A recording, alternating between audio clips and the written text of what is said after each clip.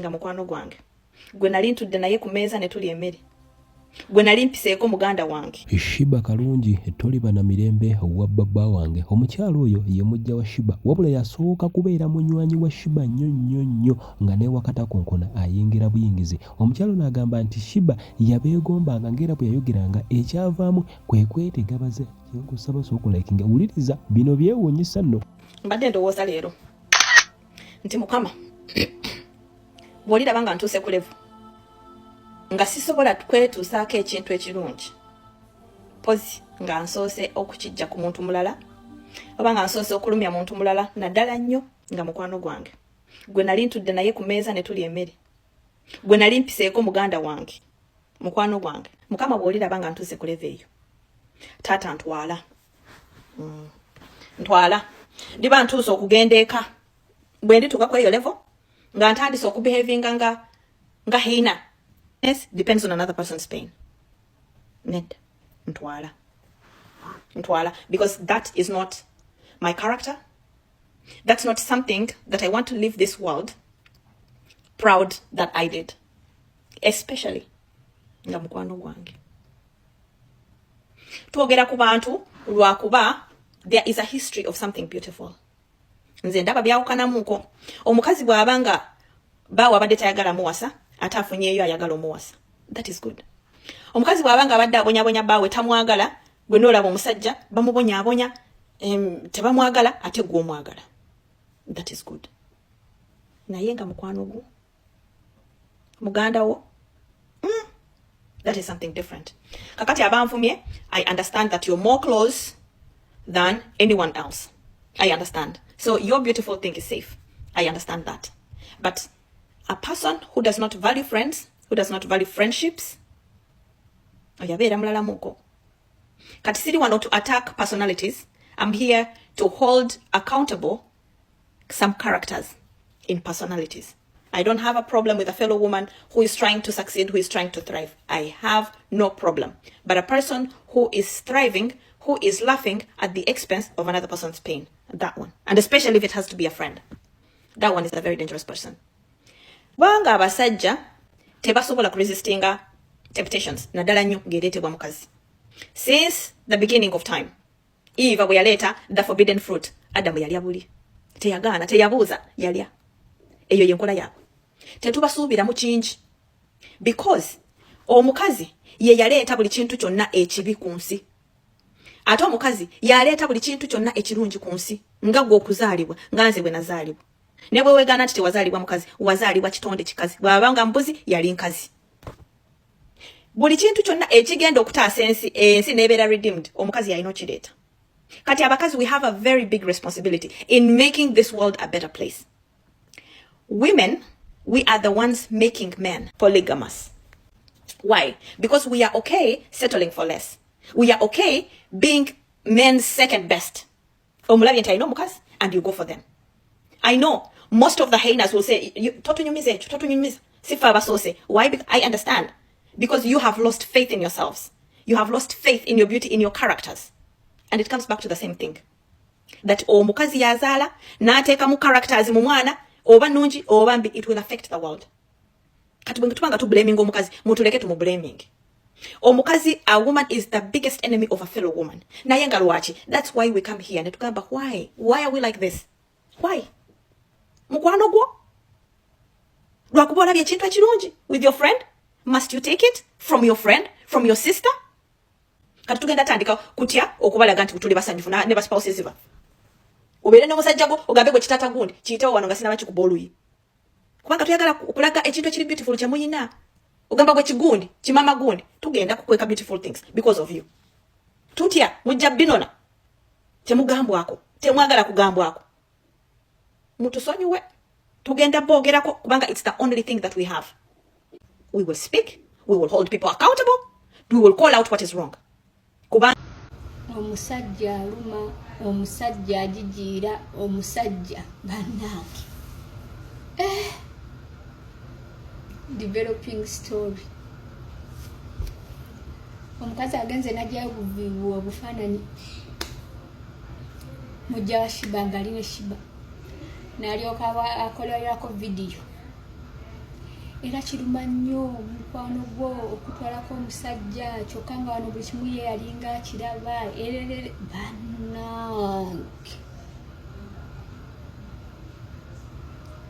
Bulijjo tumanyi omukazi yatugamba she moved on, naye obeera awo n'otuula n'ogugumuka n'ogamba mukwano gwange gwe nalyako naye ku mmeeza emu omusajja yamutwalira ddala.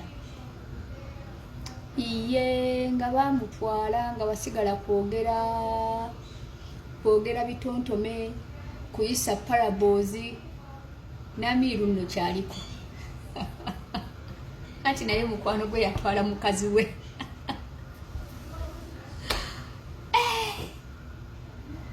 Olufuna ekyokulya naye maama.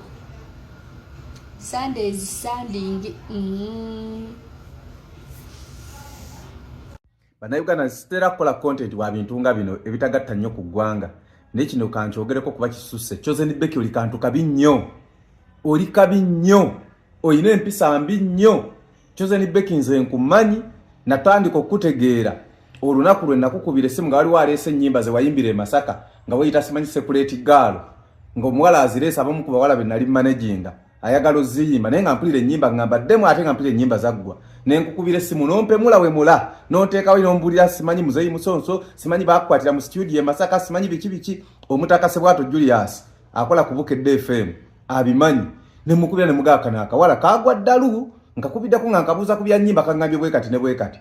Kana akantu okumanya kabi nnyo kaba kayimba e Masaka eyo nga tekayina yadde ne kyekalya Vikita Kamenyo ye yakalonda ne Nick Products bana abakola plastic bagenze ku promotion ne kajja ne kayimbamu. Vikita Kamenyo bambi musajja mulokole n'akalaba n'akaconnectinga ku mugagga n'amatiza omugagga ekigambo ndikana akawala kayina eddoboozi ddungi bwe tukateekamu essente olw'endabika yaako nti kafaanana bubi kantuntu abantu bayinza okukakwatirwa ekisa ne bakasaasira olw'ekyo ne bakaagala ne bakateekamu ssente olwakuba ennyimba bbiri by'abangi ne bankuza Vikita Kamenyo nga kamulabanga mazi Nick Products nga kamulabanga mazi era bwe mugere muwulize ennyimba za Chosen Becky ezasooka zirimu akagambo Nick Products ye musajja eyali ataddemu essente ne kafe wa Nick Products ne kadduke wa David Lutalo bwe kagende wa David Lutalo n'akakolera ku production omulungi ate naye ne wa Lutalo yennyini ne katandika opanga bino ebivubuko ono simanyi yaani ono simanyi oba ye JP oba yaani ne basooka bavuma Lutalo ne bamukola kadbati ne balangira Lutalo musimanyi Chosen Becky omulemedde Chosen Becky omukolera ttima nga keeka bapanze ewa Lutalo ne kavaayo ne kafuna omusajja omulala yali simanyi manager w'abaale nga bali wano nga ne office ziri wano Lungujja Asmart Namyala akola ku Delta TV bino ebintu obimanyi vaayo oyogere oyo musajja omumanyi yabeera ngaawo nga wayina salooni Lungujja wali mu kitunzi bwe kavaawo kekyangidde ku bavubuka Tayiga waliwo omuvubuka gwe bayita Tayiga yagwa n'eddalu kamusuula n'eddalu ako abakaleeta abali babuloga bako ku Facebook kwa kagenda okujanga Facebook Museveni tannagiggalawo nga y'amaanyi bonna ne kabavuma ne kabeesamba kwe kusigaza dictator Amiri musajja wattu ng'empisa n'eggonjebwa zaayina n'agumira empisa embi n'ebizibu byonna byakana akantu kamaze okufuuka kasita kayimba kasobola okufuna ekyokulya kakati ate nga katandika okwenda obwenzi obwo katukabi nnyo dictator Amiri wawonye kano akantu ate ekiddirire baba bagenda kukutta anti omukazi bw'ayenda kasita alaba nga yayagala kwanjula kati waliwo bafuukira dde omuziizi ng'abulira ayagala genda ayanjula ono amwewasize kyokka ng'ate gwe wooli ng'ate ensi yonna yonna emanyi ggwe kati babadde nga kakuteekangako psychological torture nga kaagala oveewo weegobe kagende kakole kineeno kati oba kulemezaawo muganda wange obulamu buba bugenda naye oli kabi nnyo ekyo kye wakoze kibi nnyo kikyamu ku myaka egyo gy'olina ne wankubadde oli kabi ennyindo nnene lwaki oba weewasiza omusajja toyina ssente temuyina ki obusente bwalikoze oyambe family yo abaana ozadde bangi oli mu bukwata owasaamu musajja mbu okakasa omanyi kye kitegeeza nze nali managize abayimbi nze ndi producer ebyabayimbi mbimanyi bulungi bannayuganda nze sitera kukola content ono kati kino kankibabuulire wano mu kamera abayimbi bonna be mulaba eyo bw'osanga omuyimbi ennyimba zaayina sente zaateeka mu nnyimba z'abaayina ziba ate tezenkanankana na bugagga bwayina wantu wali muyimbi akiyina ekyo bantegerekese bulungi nti bw'osanga omuyimbi nga Ronald Mayinja ng'ayina ennyimba 10 bw'obala buli luyimba olwo nti buli luyimba balukolera ssente mmeka ekitone nnyo oluyimba olumu wano mu Uganda okuluwandika n'olukola production n'olukola video n'oteekako ne promotion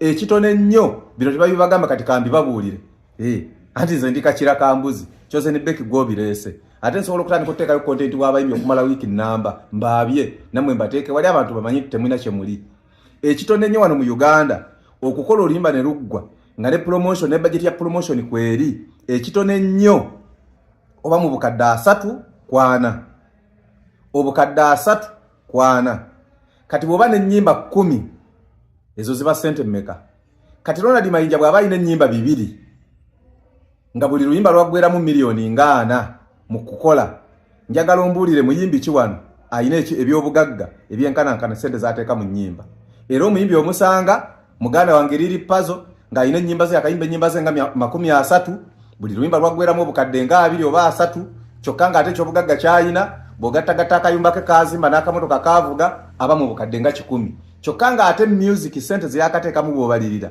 aba mu bukadde nga 10 bimeka 2 kati Chosen Becky saagala abalimbe n'amabanja galeka gali mu kumutta ng'otuswaza twasaaza otyo n'ekyo ekisajja simanyi kye ekyani ekyo saala nakimanya linnya lyakyo kiringa kimawube okola byaleema kati leema wano bwe yeewasiza ono simanyi dokita era mawube naye banaye butuswazizza ne banaye bannayuganda tukole sente kuba teri katinze siri mugagga nti ndi mugagga nnyo nite nga bampasa nze nga bampasa kati nga kana akakazi akampi ka Chosen Becky nga kampasa kakazi kampisa mbi twaberanga mu bidongo eyo nenga kachunga omuvubuko oyo golaba oyo dictator amiri oyo nga kamuchunga ne bwe kuba kunonda flash mu motoka kabako nakakamwe nga tekasalika ko musale nze nga natandise kubogera byakana akawala muyinza n'okkacha ne mutaddala bakagula ku mikolo mutadda mu kagula kyokka kayina abaana kankasasire sijjaka kuba nnyo ne Chosen Becky oli mubi nekye wakoze kibi obwo buziga bokabakabo obwekirogo oli mubi Chosen Becky oli mubi mumanyi kye bayita okupromoting omuyimbi bwe njogera bineeno bapresenter ba radio bapromoter bategeka ebivulu bawriter baproducer mwabali mu byendongo musobola okumanya kiki kye bayita okujja omuyimbi nga wanyindo nnene nga bwala ba Chosen Becky kampi kali awo kakoloddoli kakiriku n'okafuula omuyimbi eggwanga ne libumanya kyokka ne katandika okuddokaba ku social media ano kakaba obuzigo obw'ekirogo ebyo Chosen Becky oli kantu kabi nnyo tuswazizza nnyo ate n'ekyo kisajja kyonyiza obutakinenya nnyo kuba obwavu munaye omuntu oba tolina kyakulya waliwo akuwa emmere ate munaye onoogaana okulya yenze Benson Pulo CEO Safi Records.